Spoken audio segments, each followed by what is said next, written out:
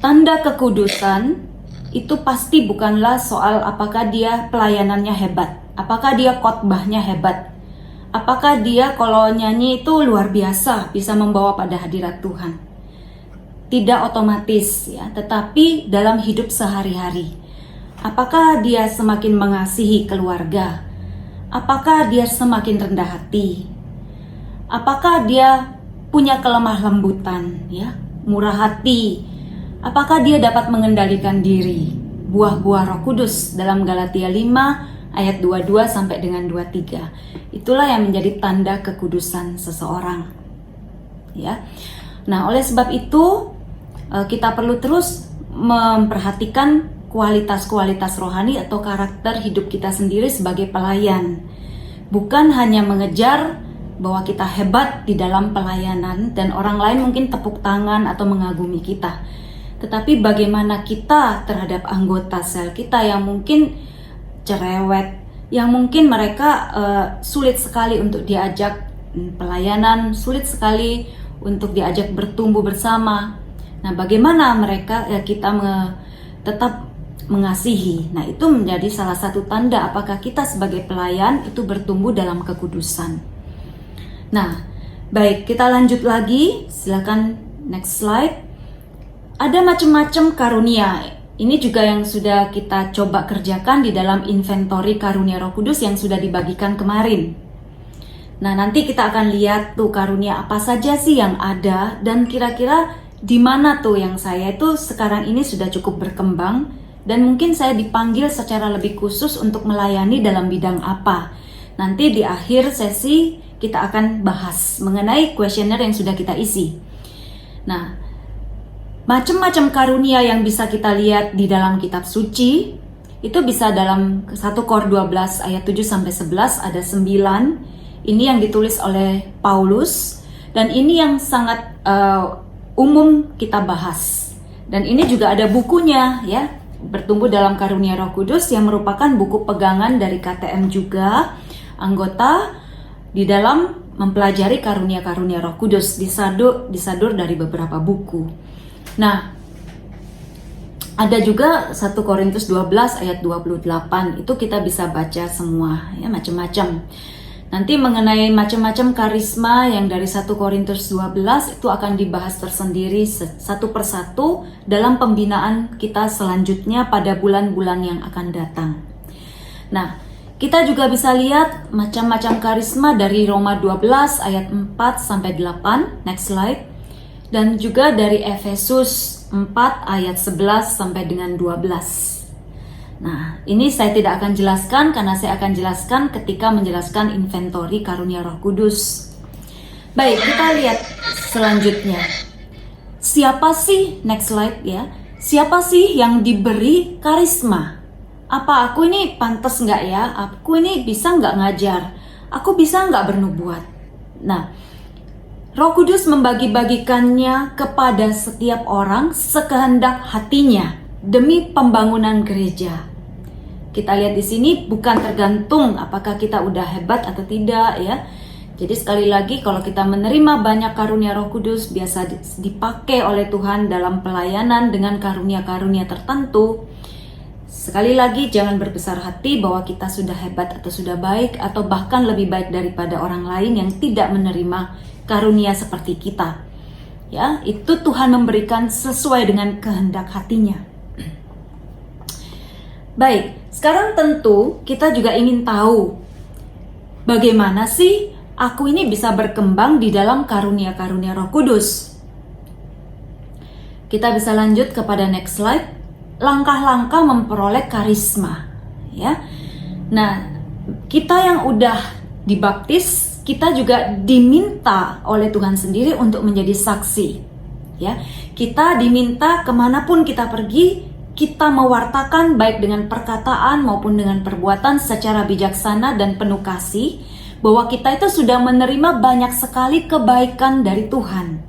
Nah, kesaksian kita untuk berevangelisasi itu akan sangat diperkuat dan menjadi lebih efektif ketika kita melayani dengan karisma, dengan karunia-karunia Roh Kudus. Sehingga orang-orang yang melihat pewartaan kita juga melihat bahwa Yesus itu sungguh hidup. Jadi kalau kita misalnya ikut adorasi, kemudian ada sabda pengetahuan, dan sabda itu sungguh-sungguh menyentuh orang yang punya masalah atau kerinduan yang pas banget dengan hatinya, maka orang itu merasa sangat dikasihi Tuhan, ya. Sangat mungkin dia itu akan bertobat dan juga ingin semakin dekat pada Tuhan. Itulah tujuan karisma yang ingin kita capai, bahwa semakin banyak orang itu melihat bahwa Yesus itu hidup di dalam pewartaan kita dan pelayanan kita. Jadi tujuan dari karisma adalah bahwa kita melakukan apa yang Tuhan Yesus kehendaki, yaitu membawa orang datang kepada Tuhan, membawa orang pada pertobatan lebih dalam. Nah, bukankah ini suatu hal yang sangat luar biasa, sangat bagus, sangat indah?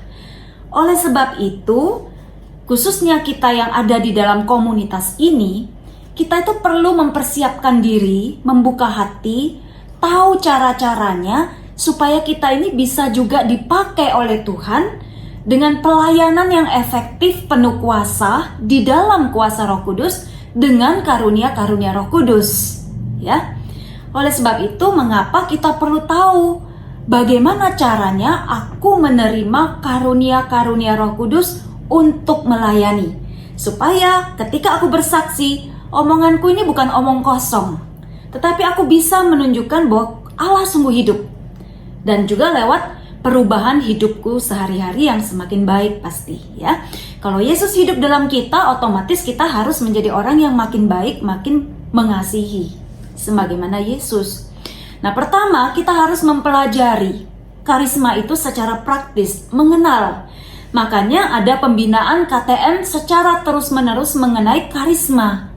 Karena kekhasan, ciri khas, ya, karisma di dalam pelayanan kita itu adalah pelayanan dengan kuasa Roh Kudus, antara lain dengan karisma, ya. Karena kita adalah spiritualitas kita adalah spiritualitas pembaharuan hidup dalam Roh Kudus, selain spiritualitas Karmel. Nah, kita mempelajari seperti sekarang ini, ya. Kita perlu mempersiapkan diri. Nah, soal kapan Tuhan mau kasih kepada Anda karunia yang mana, itu sepenuhnya terserah dengan Tuhan. Tapi biasanya kalau kita itu punya kerinduan, ya, misalnya aku kok ingin sekali ya mengajar. Biasanya Tuhan sendiri itu yang menaruh kerinduan itu dalam diri kita. Oleh sebab itu kita menjadi rajin untuk belajar supaya kita bisa mengajar. Akhirnya kita diberi kesempatan oleh pelayan sel kita untuk memberi renungan di dalam kelompok sel. Sebagaimana saya pertama-tama saya diberi kepercayaan, kesempatan untuk melayani, memberi pengajaran di dalam sel, kemudian wilayah, kemudian distrik. Tapi itu melalui proses yang panjang sekali, ya. Belajar, berdoa, kemudian taat, mau dikoreksi, mau dievaluasi, bagian mana yang masih kurang. Dan dengan banyak menerima evaluasi, akhirnya saya itu mengerti. Karena ketika di dalam roh, dalam mengikuti Kristus, kita tidak pernah menjadi expert, kita tidak pernah menjadi ahli. Kita terus-menerus butuh masukan dari orang lain. Itulah sebabnya di dalam KTM itu ada jenjang, ya. Kita punya jenjang kepelayanan yang lebih di atas, yang bisa membantu kita untuk menolong kita supaya kita terus bertumbuh dalam kebenaran, kerendahan hati, kebaikan, kasih. Karena mudah sekali orang jatuh dalam kesombongan ketika dia merasa dia sudah hebat. Oh, saya bisa nubuat. Oh, saya bisa menafsirkan bahasa roh. Oh, saya dapat mimpi saya kenyataan. Atau saya bisa menyembuhkan. Nah, itu merupakan godaan yang sangat besar yang harus kita hati-hati sekali. Sampai taraf level pelayan manapun, sampai DPU, sampai manapun. Atau mungkin kita udah tua, kita udah pengalaman, kita masih tetap sangat riskan untuk jatuh, ya. Baik, yang kedua, kita perlu merindukan karisma tersebut. Next slide. Ya, kita perlu merindukan. Nah, ini penting sekali karena Tuhan juga akan memberikan kepada orang yang sungguh menghargai karisma ini, ya. Walaupun dikatakan bahasa roh itu karisma yang paling rendah, ada yang mengatakan begitu karena orang lain tidak mengerti artinya. Tetapi apa yang dari Tuhan, itu adalah sesuatu yang sangat penting artinya. Merindukan dan berusaha memperoleh. Nah, berusaha memperoleh ini seperti sekarang kita mau belajar, kita mau diajar ya, melalui retreat, workshop, kemudian memenuhi syarat. Nanti kita akan lihat syarat-syaratnya apa aja. Kemudian kita terbuka pada Roh Kudus. Ini udah pasti, kita semua udah mengalami pencurahan Roh Kudus, kita ikut retreat, kita sungguh-sungguh mau dibimbing oleh Roh Kudus ya. Selanjutnya memohon karisma. Ya, memohon artinya dan kemudian kita mau melangkah dalam iman. Jadi setelah merindukan kita memohon, ada doanya. Pada waktu Anda diajarin workshop karunia, nubuat, sabda pengetahuan, nanti sebelum workshop biasanya kita doa. Datanglah ya Roh Kudus, doa mohon pencurahan karunia-karunia Roh Kudus. Misalnya nubuat, sabda pengetahuan, sabda kebijaksanaan ya. Nah ini kita mohon dalam doa. Dan yang keempat, melangkah dalam iman. Ketika kita sudah diajar mengenai karunia nubuat, kemudian kita workshop, lalu kita ada dorongan. Nah, kita perlu membuka mulut untuk mengeluarkan apa yang menjadi dorongan, apa yang datang, baik itu kata-kata ataupun gambaran yang datang di pikiran kita, di budi kita, untuk kita sampaikan. Berani untuk melangkah dalam iman. Dikasih tugas untuk membawakan kesaksian atau renungan di sel, atau dikasih tugas menjadi WL, terima walaupun belum pernah. Karena dalam sel itulah kesempatan kita tuh belajar ya. Dan ada discernment, ada kesempatan untuk saling memberikan koreksi, masukan. Nah, apalagi pelayan sel yang bijaksana, dia akan memberikan masukan-masukan membangun. Pujian itu baik, apresiasi baik. Tetapi kalau memang harus ada yang dikoreksi, kita mengoreksi dengan empat mata dan dengan penuh kasih. Seperti itu. Karena saya sendiri merasa saya bertumbuh ketika saya dikoreksi. Ya, saya tahu salah saya di mana. Kalau kita dipuji terus, khawatir kita malah jatuh dalam kesombongan. Seperti itu ya. Baik, sekarang kita lihat syarat-syaratnya bagaimana. Syarat-syarat untuk tumbuh. Next slide. Kita harus memelihara hidup doa. Ini sudah otomatis kita di dalam KTM itu ada komitmen doa 1 jam sehari. Ya, mau baca kitab suci juga sudah ada dalam Lectio Divina, dalam 1 jam sehari itu. Kemudian kita ini komit ya, 1 jam setiap hari. Itu yang mau kita tuju. Kalau Anda saat ini masih 15 menit, usahakan semakin lama semakin berkembang. Semakin dalam kerinduan kita, semakin dalam cinta kita pada Tuhan, semakin kita ingin mempunyai waktu intim pribadi dengan Tuhan lebih dalam. Yang kedua, mempelajari yang sudah kita lakukan seperti sekarang dan bulan-bulan akan datang. Kemudian menggunakan secara sehat dan benar. Artinya apa? Yaitu menggunakan bukan untuk menunjukkan kehebatan, bukan supaya orang lain nurut sama aku, bukan supaya orang lain menganggap aku sakti, tetapi karena memang Tuhan mau menyatakan kuasanya untuk menolong orang itu mengalami kasihnya ya. Nah, yang keempat, men-sharingkan pengalaman penggunaan karisma dan terbuka untuk dievaluasi. Yang next slide ya. Artinya itu dia mau tanya kepada anggota yang lebih senior, kepada pembimbing rohani, kepada pelayan. Saya tadi gini, benar nggak ya? Ini kerendahan hati. Orang yang rendah hati akan semakin aman di dalam menggunakan karunia Roh Kudus. Makanya orang yang rendah hati dan mau dievaluasi, biasanya Tuhan akan mencurahkan lebih lagi banyak rahmat. Karena dia tidak akan jatuh di dalam kesombongan yang mencelakakan dirinya sendiri.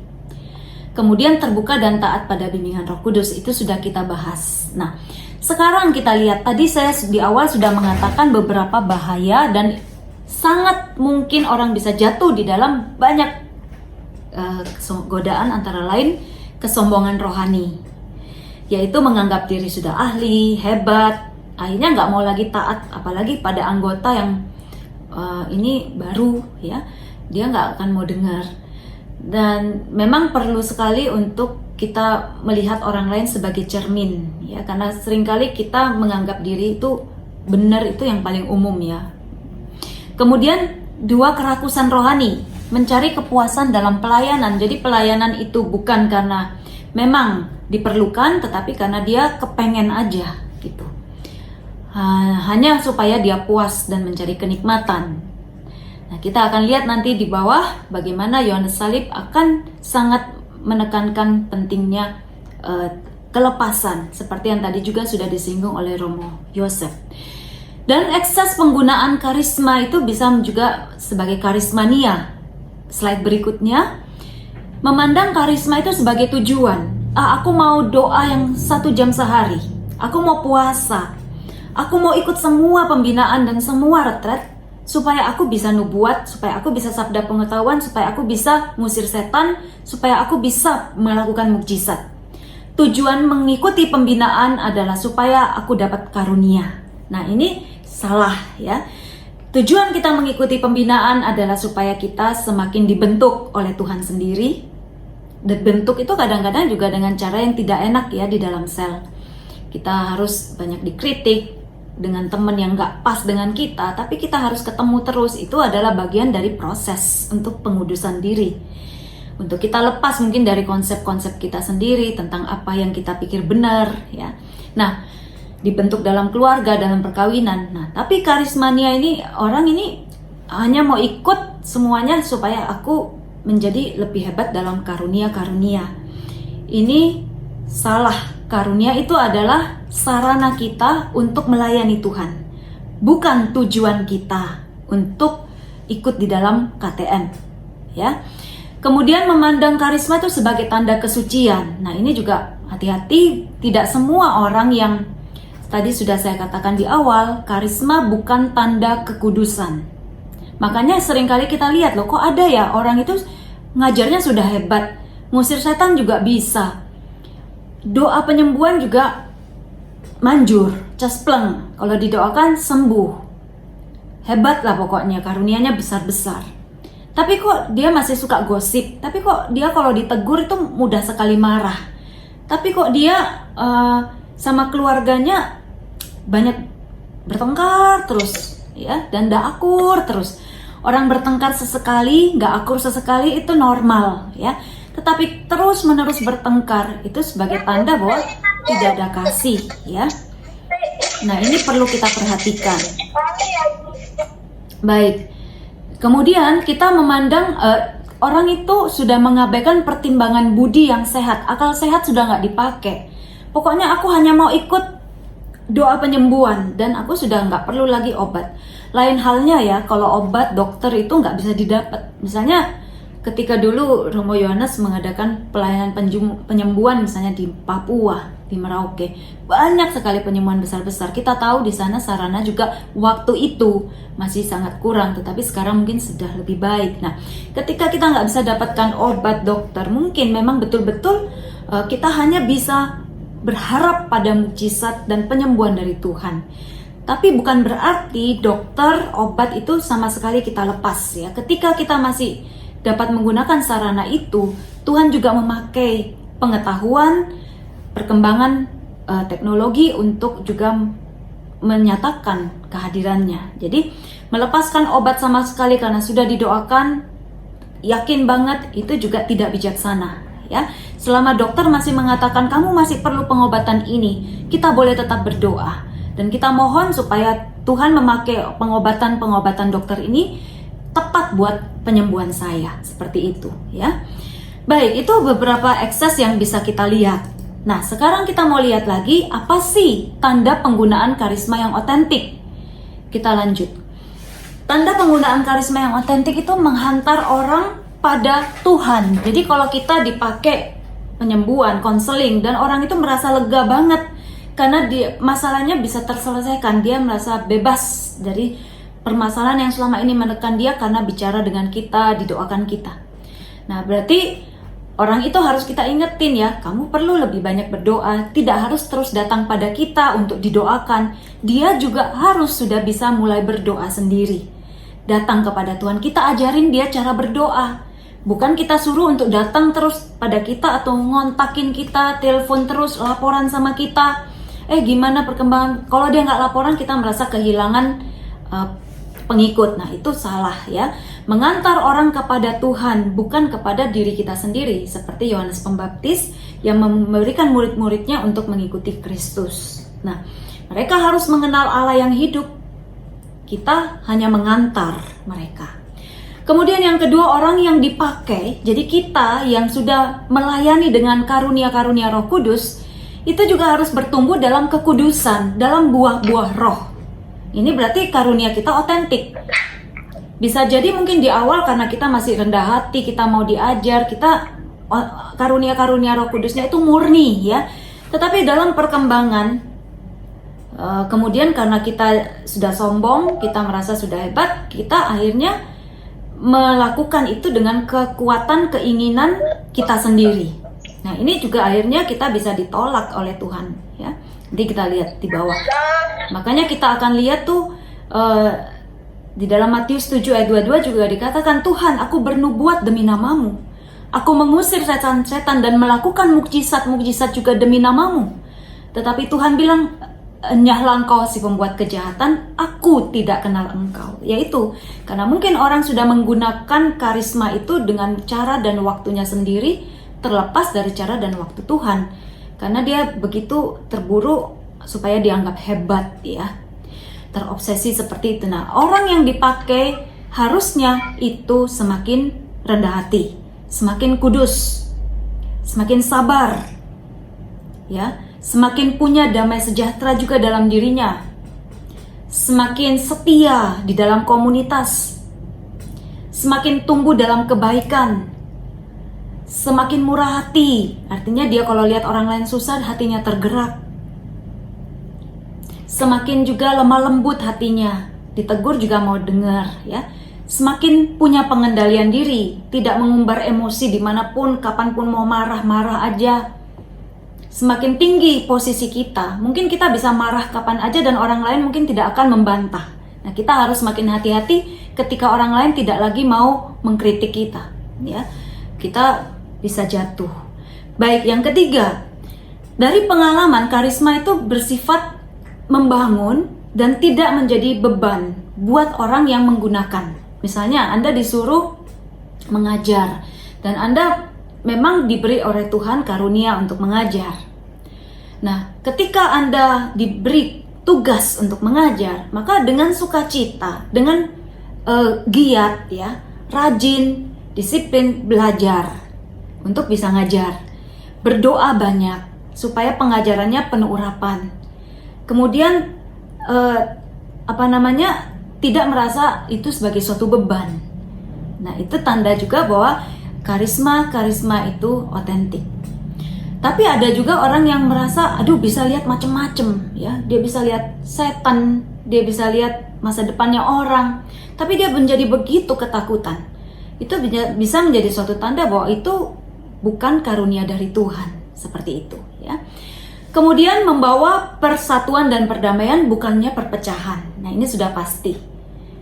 Kalau apa yang kita anggap dari Tuhan, tapi efeknya membuat orang lain bingung, membuat di bawah anggota kita itu menjadi satu sama lain itu konflik, itu kita harus discernment ulang. Apakah betul yang saya dapatkan, keputusan saya untuk sel saya, untuk wilayah saya, untuk distrik saya ini betul dari Tuhan apa enggak? Kok jadi sepertinya jalannya seret? Kok sepertinya anggota ini pada tidak damai. Nah, itu kita perlu discernment. Jadi jangan satu kali bahwa kita yakin dapat dari Tuhan, yang lalu saya dapat dari Tuhan ini benar, seperti itu rasanya, bentuknya, tapi kali ini pasti ini benar. Belum tentu. Kita perlu juga mengevaluasi dari buah-buahnya, seperti itu ya. Nah, hal yang penting sekali, next slide, yang Yohanes Salib ajarkan, next slide, itu adalah ketidakmelekatan. Ini tadi sudah disinggung juga oleh Romo Yosef ya. Apa yang sangat kontribusi Yohanes Salib yang sangat tajam, yang sangat penting buat kita yang hidup dalam melayani, hidup dalam komunitas ini, yang sudah mengalami pembaruan Roh Kudus, yang dalam perjalanan rohani kita menuju ke puncak Gunung Karmel ya, kalau Yohanes Salib mengatakan seperti itu, bahwa kita akan mengalami banyak sekali pengalaman rohani yang indah. Seperti diibaratkan kalau kita berjalan menuju ke puncak gunung, kita akan melihat bunga-bunga yang indah, pemandangan dari atas, dari ketinggian itu sangat indah, melihat kota dengan lampu berkelap-kelip. melihat lautan. Nah, tapi kalau kita berhenti di situ dan tidak melanjutkan perjalanan, maka kita tidak akan sampai pada tujuan hidup Kristiani kita. Kita tidak sampai pada kekudusan, kita tidak sampai pada persatuan cinta dengan Tuhan di dalam kasih. Oleh sebab itu, apapun pengalaman yang indah itu tidak sama dengan Tuhan, ya. Jadi kalau saat ini kita sedang mengalami begitu intim, ya, dekat dengan Tuhan lewat doa-doa pengalaman rohani, artinya tidak melekat, itu begini. Kalau besok kita berdoa, tapi pengalaman kita itu nggak sama dengan kemarin, kita nggak nangis, kita nggak mendapatkan rasa nikmat yang seperti minggu lalu. Tuhan dekat sekali rasanya. Saya seperti berhadapan muka dengan Tuhan, walaupun memang nggak melihat wajah Tuhan. Kemudian saya seperti bisa mendengar suara Tuhan itu dalam hati saya. Dalam hati, ya, bukan yang audible, yang bisa kedengeran kayak denger TV, dengar lagu, radio, enggak, ya. Karena apa yang begitu kasat mata atau nyata, audible, itu malah sangat bahaya. Dan oleh Santo Yohanes Salib dibilang harus diabaikan, ya. Sedangkan yang lebih aman itu yang samar-samar. Nah, kalau kita mengalami itu semua, bersyukurlah kepada Tuhan. Tetapi kalau hari ini kita nggak mengalami itu, jangan kita berusaha untuk mengejar, mencari pengalaman yang sama seperti yang sudah pernah kita alami. Atau kita tujuannya masuk dalam doa, aku mau doa pribadi, doa pribadi itu enak loh. Kita bisa merasa lega banget. Nah, lega itu boleh nggak? Boleh aja. Tetapi, kalaupun pada waktu itu kita nggak mengalami pengalaman-pengalaman yang enak, yang nikmat, yang indah itu, nggak apa-apa. Toh itu bukan doa yang jelek. Itu bukanlah doa yang jauh dari Tuhan, tidak. Kenyataannya kita udah setia nih pada jam doa pribadi kita. Datang kepada Tuhan. Datang nih kepada Tuhan, menyerahkan diri kita apa adanya. Atau mungkin kadang-kadang kita sedang gak bisa doa sama sekali. Pikiran kita sedang jenuh sekali, atau mungkin sedang kalut, ya. Tetap datang kepada Tuhan. Datang aja itu sudah suatu doa, ya. Apa adanya kepada Tuhan. Nah, jadi nggak usah cari pengalamannya. Justru di dalam kita tidak menikmati apa-apa, dalam tidak melihat apa-apa, tidak merasakan apa-apa, disitulah justru iman kita semakin bertumbuh, ya. Dan Tuhan semakin diagungkan, bahwa kita itu betul-betul mencintai Tuhan, walaupun kita nggak menerima segala macam hiburan dan kenikmatan di dalam doa. Ini yang dimaksud oleh Santo Yohanes Salib, tidak melekat. Ya, tidak harus ada pengalaman itu dalam doa kita. Karena sekali lagi, Tuhan tidak identik dengan semua karunia Roh Kudus, pengalaman adikodrati. Seperti itu, kita harus jalan terus. Dan yang paling penting, kata Yohanes Salib, kita lanjut. Ketika kita menerima pengalaman adikodrati, lanjut ke next slide. Kita perlu tahu nih, ada dua macam manfaat dari segala karunia-karunia Roh Kudus atau pengalaman-pengalaman adikodrati sebelumnya. Dua macam manfaat. Itu Sharon, maaf ya. Jadi kita perlu lihat bahwa di dalam penggunaan karunia-karunia Roh Kudus itu ada dua macam manfaat. Yang pertama adalah manfaat yang sementara atau di dunia. Misalnya, kita mendoakan penyembuhan dan orang itu sembuh. Yang tadinya lumpuh berjalan, yang buta melihat, yang kanker sembuh, tumor hilang. Nah, itu semua kata Yohanes Salib adalah manfaat yang sementara atau di dunia ini. Tetapi yang perlu kita lebih perhatikan itu adalah manfaat yang kedua, yaitu manfaat yang abadi atau manfaat surgawi. Yaitu apa? Bahwa kita semakin mengenal Allah yang hidup dan akhirnya semakin mencintai Dia. Tanpa manfaat yang kedua, manfaat yang pertama ini tidaklah terlalu besar artinya. Ini berlaku untuk kita yang melayani maupun yang dilayani. Yang dilayani, dia juga harus semakin menyerahkan diri kepada Tuhan, semakin bertobat. Ya, itu ditulis dalam buku Santo Yohanes Salib, Mendaki Gunung Karmel. Jadi kalau Anda punya buku ini, baca. Karena buku Mendaki Gunung Karmel ini mengajarkan, khususnya di dalam buku ketiga, bab 30 sampai 32, Anda bisa baca. Santo Yohanes Salib mengajarkan kita untuk tidak melekat pada pengalaman-pengalaman adikodrati, kesenangan-kesenangan akan karunia-karunia Roh Kudus. Karena ini justru bisa menghambat kita untuk menjadi kudus, untuk mencapai persatuan cinta kasih dengan Tuhan. Ya, jadi kita harus perhatikan kalau kita melayani dengan karunia Roh Kudus, betul-betul kita harus perhatikan manfaat yang kekal, yang rohani, yaitu semakin mencintai Tuhan, semakin bertobat. Nah, seperti itu. Nah, pentingnya manfaat rohani. Nah, ini juga dikatakan, maaf sebelumnya, dalam Lukas 10 ayat 20, ini sudah saya singgung juga ya. Tuhan Yesus mengatakan kepada para murid, jangan kamu bergembira karena roh-roh itu takluk kepadamu, karena ke-70 murid yang pulang habis pelayanan dan menaklukkan setan-setan, dia bilang, Tuhan, kami berhasil nih menaklukkan setan-setan juga dalam namamu. Tuhan bilang, jangan bergembira karena roh-roh itu takluk kepadamu, tetapi karena namamu terdaftar di surga. Nah, namamu terdaftar di surga, itu kalau kita bertumbuh dalam kasih, kita memakai ini secara benar, yaitu manfaat abadi atau manfaat rohani ini, ya. Dan juga Santo Paulus mengatakan dalam 1 Korintus 13 ayat 1-2 mengenai manfaat rohani ini. Sekalipun aku bisa berkata-kata bahasa malaikat, bisa nubuat, bisa memiliki iman sempurna untuk memindahkan gunung, tanpa kasih, aku sama sekali tidak berguna. Ya, jadi kasih ini adalah merupakan tujuan. Manfaat yang kedua, mengenal Tuhan dan semakin mencintai Tuhan.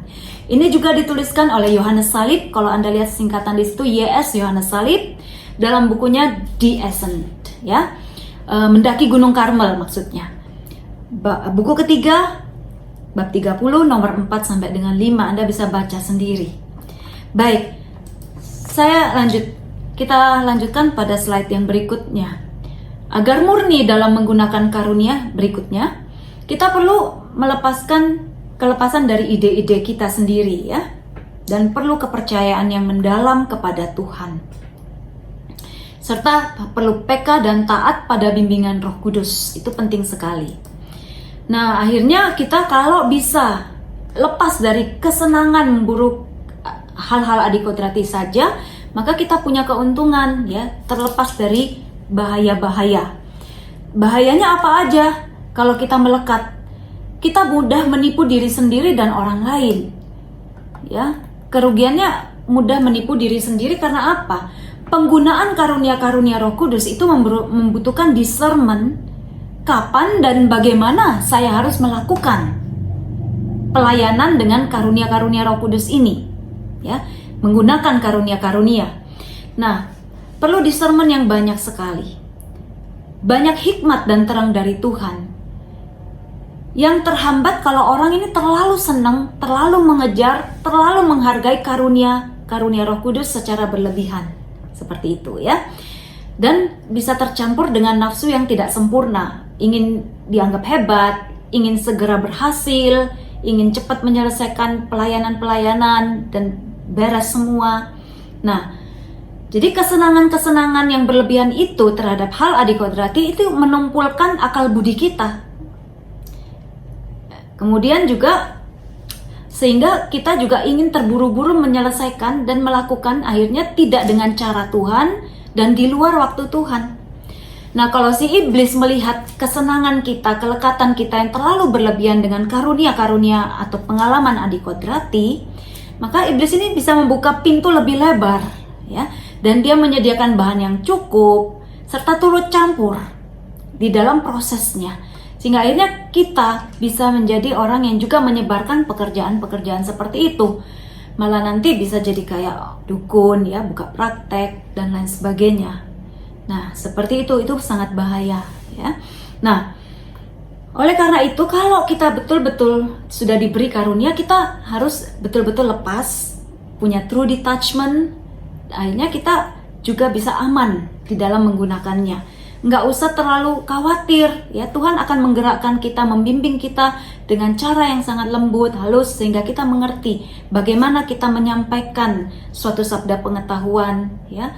Bagaimana dan kapan waktunya, itu kita bisa lakukan dengan aman. Baik, kerugian yang kedua itu adalah merusak iman. Apa?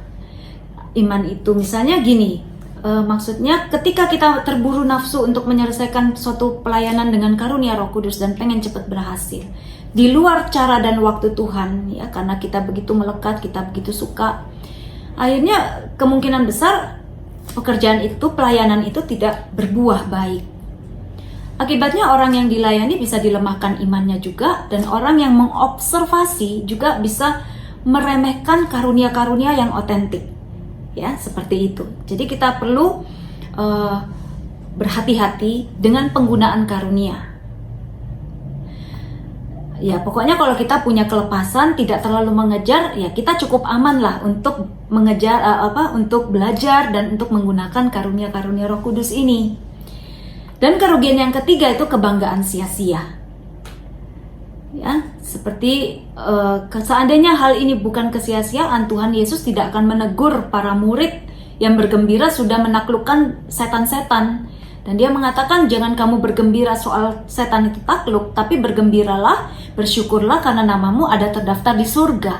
Dan kita tahu nama terdaftar di surga itu segala-galanya itu kalau orang itu bertumbuh dalam kasih. Itu yang diajarkan juga dalam Theresia Lisieux. Segala-galanya kasih. Dan kita akan diukur semuanya dari cinta kasih, kata Yohanes Salib. Baik, seperti itu. Next slide. Nah, lalu silakan lanjut. Jadi keuntungannya kalau kita menyangkal kesenangan adikodrati, yaitu tadi kita terbebas dari 3 kerugian dan iman kita itu akan semakin ditambahkan. Dan kita akan semakin mengenal Kristus, mengenal Allah yang hidup, ya, karena dia akan menyatakan dirinya kepada orang-orang yang mengosongkan dirinya dari segala kesenangan yang lain selain Allah. Jadi Tuhan tidak akan memberikan dirinya kepada orang yang tidak memberikan dirinya sepenuhnya kepada dia, kata Teresa Avila, ya. Jadi kalau kita mengosongkan diri kita dari segala kenikmatan atau kesenangan lain selain Allah, kita hanya mencari Allah dengan sepenuh hati, jiwa, kekuatan dan akal budi, maka Tuhan juga akan datang kepada kita. Dia akan menyatakan dirinya lebih dalam lagi kepada kita, ya. Dan ini menumbuhkan iman. Iman itu tidak harus melihat hal yang hebat baru percaya pada Tuhan. Tapi tanpa itu semua, ketika kita betul-betul percaya pada Tuhan, itu merupakan suatu pengagungan yang lebih besar lagi kepada Allah. Seperti itu, ya. Karena iman kita semakin murni, Tuhan juga akan semakin melimpahkan juga kebajikan-kebajikan yang lain. Iman, harapan, dan kasih. Bersukacita bukan dalam hal apapun kecuali dalam hal Allah. Next slide. Nah, oleh sebab itu, lalu bagaimana kita di dalam respon kita terhadap karunia Roh Kudus? Jelas kita harus sangat terbuka pada karunia Roh Kudus. Yohanes Paulus kedua yang juga sangat karmelit, ya, dan juga sangat kontemplatif. Yohanes Paulus kedua karyanya sangat banyak dipengaruhi oleh Santo Yohanes Salib. Disertasinya pun mengenai iman tentang Yohanes Salib. Dan dia akhirnya berkembang di dalam doa kontemplatif yang mendalam.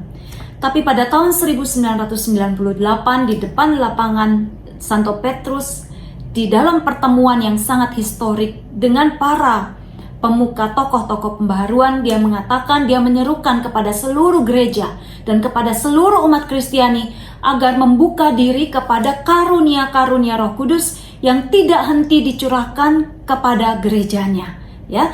Nah, kalau kita sudah belajar Yohanes Salib, kita betul-betul tidak melekat pada segala pengalaman adikodrati yang hebat-hebat, dan kita betul-betul mau dibimbing taat dan rendah hati, maka kita aman untuk terus-menerus melayani di dalam karunia dengan segala karunia Roh Kudus.